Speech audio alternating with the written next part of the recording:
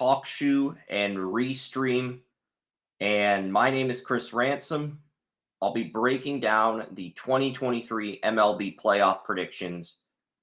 We've gone live on restream. I don't think we've gone live on talk shoe yet, but I'm not going to worry about that.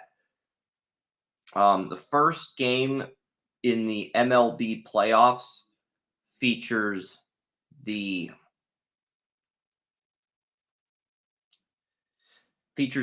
okay, so we're now officially live on talk shoe. My name is Chris Ransom. I've said that already on Restream twice now, but today I'm going to break down the 2023 MLB playoff predictions. I'll go through every game in the wild card round, predict the ALDS, predict the ALCS, and the World Series, and I'll take my talking points from today and quickly summarize them on Saturday's podcast when Joey and I return to our normal Saturday morning format on TalkShoe and Restream, of course. All right. So I'm going to start with the Texas Rangers and Tampa Bay Rays. Both these teams are 1-2 in runs scored during the regular season. If the Tampa Bay Rays had Shane McClanahan, I think they would be a serious dark horse to potentially challenge for the American League. The Rays don't have Shane McClanahan. He's on the 60-day DL. He's their best pitcher. They still have Tyler Glasnow in another arm. And just looking at the Tampa Bay Rays, I think they win both games against the Texas Rangers. Both these teams are hit by injuries hard at the starting pitcher position. And I think the Rays take what they learned from last year's wild card loss to the Cleveland Guardians and the year before when they were the 1 seed in the AL. And the Tampa Bay Rays find a way to win this series and go to the ALDS. I have them winning both games and sweeping the Rangers in the best 2 out of 3 wild card round. The next series is probably my favorite series in the entire American League. Wild card round, 2 teams with dubious MLB playoff history in recent years. Bad playoff losses, embarrassing playoff losses. Those teams are the Toronto Blue Jays and the Minnesota Twins. One of these teams is finally going to break that playoff drought and give their youngsters the rock star confidence they need to potentially go on a run. I mean, the Rays have Pablo Lopez and Sonny Gray, a very good 1-2 punch in the rotation. Both of those pitchers have ERAs of under 3. Toronto has 5 starting pitchers with ERAs of under 4. I think both of those teams, whoever comes out of that series, is going to challenge, potentially even defeat the Houston Astros. I think whoever comes out of that series is going to beat the Astros and get to the ALCS. That is my prediction. I'm standing by it, but I am taking the Twins in 3 games. I like the Twins 2-1 in that series. I think the Blue Jays win today with Gossman. The Twins win with Sonny Gray tomorrow, and then the Twins win on Thursday. But if the Twins can win today, I think that could be a 2-0 series for Minnesota as well, with them sending Toronto packing. Next up is the NL National League wild cards. Arizona Diamondbacks play the Milwaukee Brewers. I think the Diamondbacks lose today to Corbin Burns. I think Zach Gallen wins them game 2 tomorrow. And I think the Brewers end up winning this in 3 games, 2-1. I just think the Brewers have more pitching on their hands. And looking at the team's starting rotations, the Milwaukee Brewers have the best starting rotation 1-5 outside of the Atlanta Braves. And it's not even close. If the Marlins had Sandy Alcantara, I'd pick them to beat, because I had the Marlins making the NLCS in the preseason. If Sandy Alcantara was still in the lineup, I would stick to that prediction. But I'm going to go Marlins in 3, 2-1. That'll be my upset. The Miami Marlins knocking out the NL East, the defending NL champion Philadelphia Phillies, who got in as a wild card last year. That's going to be my upset because the Phillies are red hot. Nobody's got the audacity to pick against them. I do. I'm going to take the Marlins. And I like the Marlins in 3. I think the Phillies win today.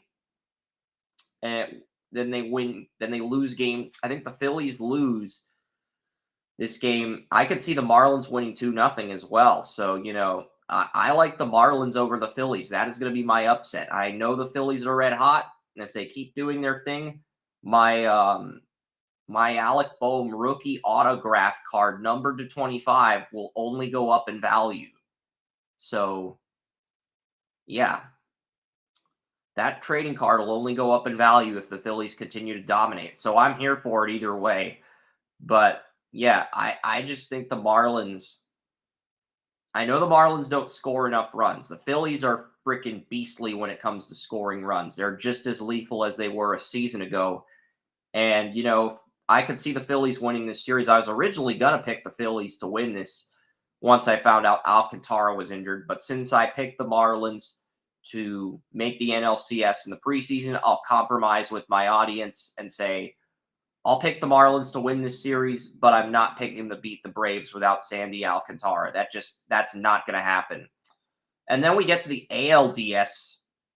So I have Tampa Bay playing Baltimore. If McClanahan was healthy, this would be a 5-game series. I think the Orioles take it in 4 games. The Orioles have John Means back from an injury. They have Grayson Allen. They have one other really good pitcher. So the Orioles have 7 batters with 60 or more RBIs, 3 really good starting pitchers, including their best pitcher, John Means, back from an injury. And they also have a really strong bullpen. So I like the Orioles to win this series in 4 games over the Rays. And I'm going to go 3-1 Orioles. They win it in 4 games. And they find a way to get to the ALCS. And they're going to be hosting the ALCS. Minnesota versus Houston. I'm actually going to be taking the Minnesota Twins in 5 games here.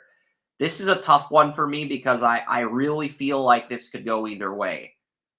And if Toronto beats Minnesota, I'm probably going to be taking them over Houston on Saturday's podcast. But for me, the Astros don't have the pitching they've had the last few years. I mean, last year they had Framber Valdez, Verlander, Lance McCullers Jr. They had a good combo of starting pitchers. I don't think their combo is as lethal this time around. And for me, that's a deal breaker, especially when you got what the Twins have with Pablo Lopez and Sonny Gray. Really good 1-2 punch that rivals the Framber Valdez, Justin Verlander 1-2 punch the Astros have. So for me, and the Astros originally lost Verlander to the Mets before trading for him. And they traded Drew Gilbert, that center fielder out of Tennessee, to get Verlander. I wouldn't have traded Gilbert to get Verlander back, but the Astros did. They won the division, and they're going to be hosting a playoff series. They're going to have a chance to get to a 7th consecutive ALCS, but Royce Lewis, Carlos Correa, it's only fitting for Carlos Correa, the former Astro #1 draft pick out of Puerto Rico in 2012, to end the streak, to end the Houston Astros ALCS streak. It's only fitting for him to end that streak. Rocco Baldelli beats Dusty Baker and takes that next step as a skipper, as a manager. And Baldelli's not going to have to deal with Terry Francona next year with him retiring. So I think Baldelli's career as an MLB manager is only going to get better moving forward. The Twins might have a grip hold on this division for a few years until one of these AL Central teams gets enough pieces to challenge them. But I'm going to take I've got the Twins beating the Astros. So that sets up a Twins-Orioles ALCS. In the National League, I've got the Braves beating the Marlins 3-0. Braves are just that complete team this year. They're going to have Max Fried back. They're going to have Charlie Morton back. They're going to have 4 really good starting pitchers. And frankly, I just don't see an NL team that can compete with them on paper as far as their pitching goes. I think the closest team that could compete with the Braves is the Milwaukee Brewers. Outside of the Braves and the Brewers are the only teams in the National League that have the pitching to win the World Series. The problem is the Brewers don't have the batting to win the World Series. They have the pitching to get to the World Series. They don't have the batting to win the World Series. So for me, that's a deal breaker for the Brewers. But I am going to take them over the Dodgers, despite the fact that the Dodgers have a healthy Clay Kershaw who's pitching out of his mind. I think Kershaw wins at least 2 games. Games 1 and 4. I think the Dodgers are going to have to pitch Kershaw on short rest in this series because the Dodgers only have 2 pitchers with good ERAs. The Brewers, on the other hand, have 3 or 4 pitchers with quality ERAs.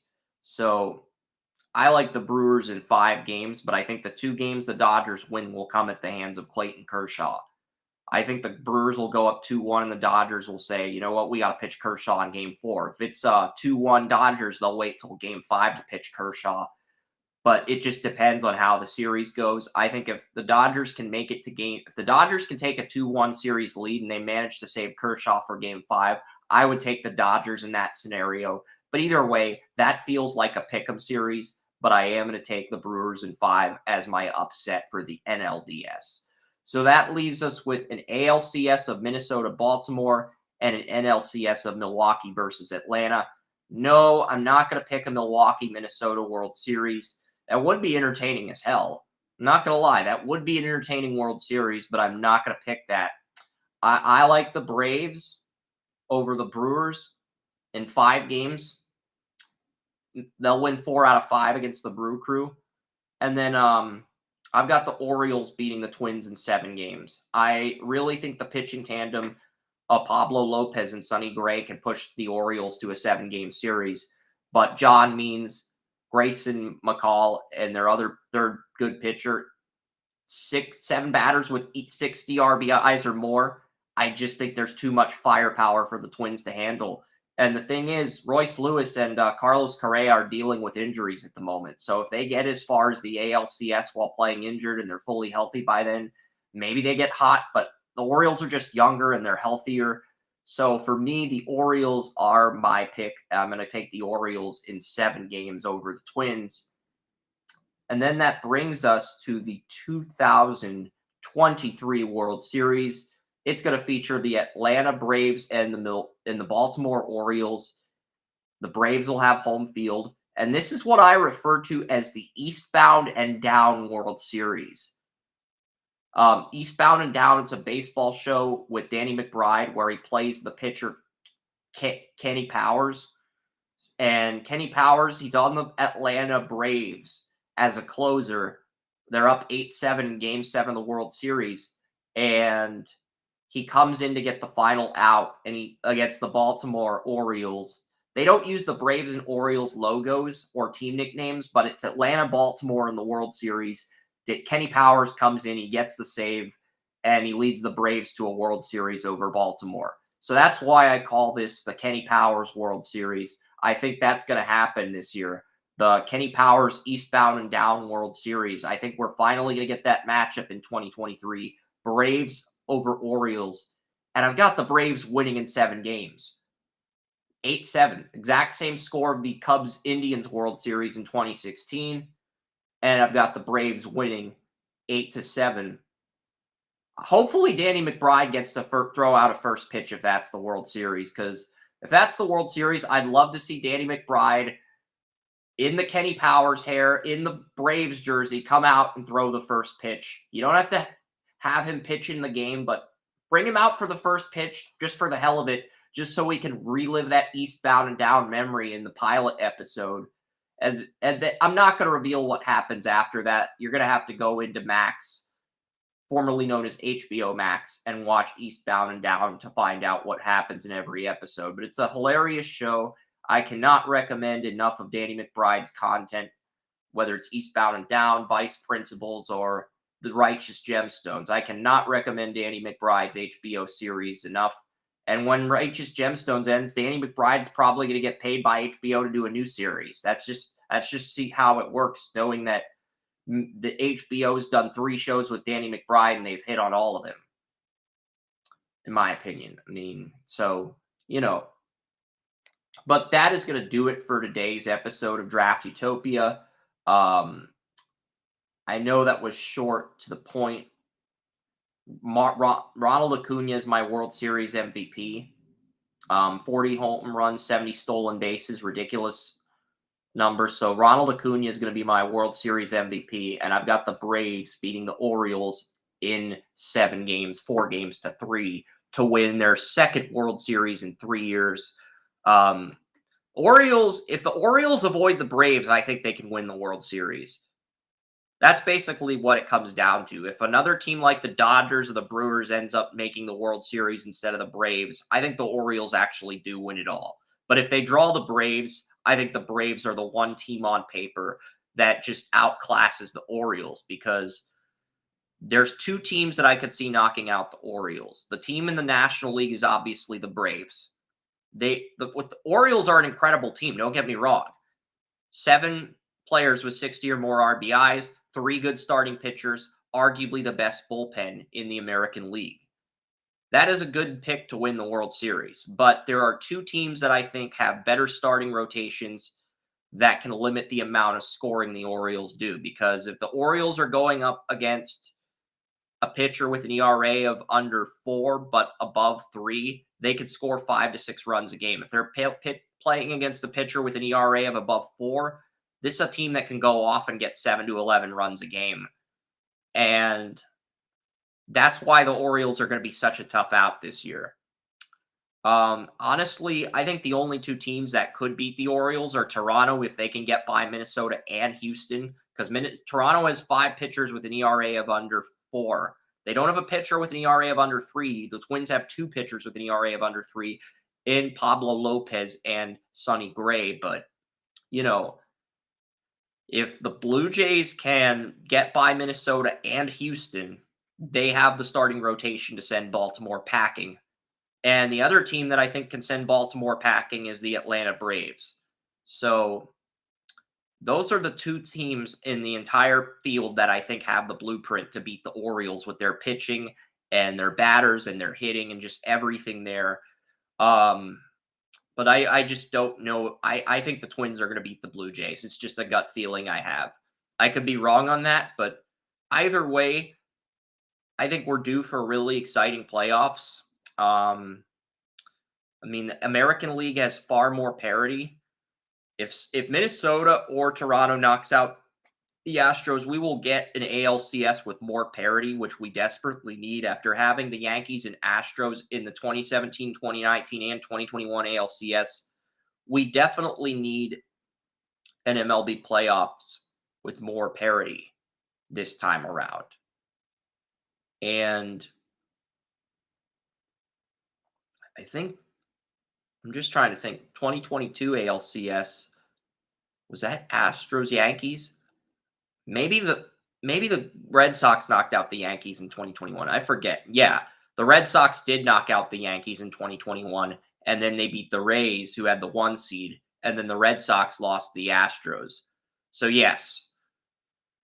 But in 2017, 2019, and 2022, we had Astros and Yankees in the ALCS. We had that matchup 3 times in the span of 6 years. We need something new, MLB. I know the Astros streak is incredible, but we need something new this year. From a fan perspective, I just feel like we need something new, and I think we're going to get it. I like the Orioles and the Twins, but I think the Blue Jays are the one team in the American League that has the starting pitching to knock out Baltimore. But they would have to beat both Minnesota and Houston on the road. And they have to fly from Toronto, Canada to the United States for both of those series. I mean, they're going to be flying to Minnesota for all 3 games. They're not even going to get to fly back to Canada. And then they're going to have to go up from Minnesota to Houston if they win the series. So for me, I just don't know if the Blue Jays can handle a workload of that magnitude, but we'll see. We'll see. I think it's going to be interesting. I like the Blue Jays over the Astros, or the Twins over the Astros. Whoever wins that Minnesota-Toronto series, I think they're in the ALCS. And honestly, the only 2 teams with the rotations to limit the amount of runs Baltimore can score are Toronto and Atlanta. That's it. There's nobody else with 4 or 5 good starting pitchers. Because if you have a team like the Orioles that has 7 batters with 60 RBIs or more during the regular season, you have a team that's stacked. You need at least 4 good starting pitchers minimum to beat them in a 7-game series. And frankly, the only 2 teams on paper that I think have that blueprint are the Braves and the Blue Jays. Milwaukee might have the 4 pitchers, but they don't have the batters to keep up with Baltimore. Baltimore has 7 batters with 60 RBIs. I think if the Orioles played the Brewers in the World Series, that would be a clean sweep for Baltimore. I honestly do. I think the Orioles would sweep the Brewers in that scenario. So for me, I'm going with the Braves over the Orioles, the Eastbound and Down World Series, and I'm taking the Braves to beat the Orioles in 7 games, 8-7. Just like the pilot episode of Eastbound and Down, where Kenny Powers comes in as a closer to get the save for Atlanta against Baltimore in the World Series. I think that's what we're getting in 2023, and I think the Braves are going to get their second World Series championship in 3 years as the Braves start to build what might be a modern-day dynasty in Major League Baseball. We'll see. But I like the Braves this year, and I think the Braves could potentially be in the 2024 World Series too, attempting to win 3 and 4, but falling to the AL champion, regardless of who comes out of that. So we'll see how it all plays out. But first pitch is at 3:08 Eastern on ABC today with Texas playing Tampa Bay. My name is Chris Ransom. I've got some NFL predictions to update for Week 5 on the Draft Utopia website, so I'm going to get back to that. But you'll get a ALDS and NLDS preview on Saturday. You'll also get midseason report cards for the Browns, for the Chargers, for the Seahawks, and for the Buccaneers. We'll also have a draft simulator updated as well as free agency stuff. Also, you'll be getting our Calder predictions. Connor Bedard, Adam Fantilli will debate that, Joey and myself, and we'll also discuss the Western Conference in the NBA. I did an Eastern Conference preview. That was before the Damian Lillard to Milwaukee and Drew Holiday to Boston trades. I mean, I was going to take Milwaukee over Boston, but now that Boston's traded for Drew Holiday, I'm back on the Boston over Milwaukee bandwagon. But I think that's going to be very close, and I think it's simply going to come down to which team gets the 1 seed in the Eastern Conference. Because if the Bucks have home field versus the Celtics with Lillard, I would take the Bucks. If the Celtics have home field, I would take home court. Home field is baseball and football. Home court is basketball. Home ice is hockey. All right. So, and then after that, Joey and I will break down the 14 Week 5 games in the NFL. 13 if you consider the Thursday night game, which we're probably not going to acknowledge on the podcast because Bears and Commanders was awful on Amazon Prime a year ago, and now it's on Amazon Prime once again. I expect it to be just as awful this time around. My name is Chris Ransom. This is the Utopia of Sports. We're signing off, but we'll be back on Saturday morning at our normal time, only on TalkShoe and Restream. So long.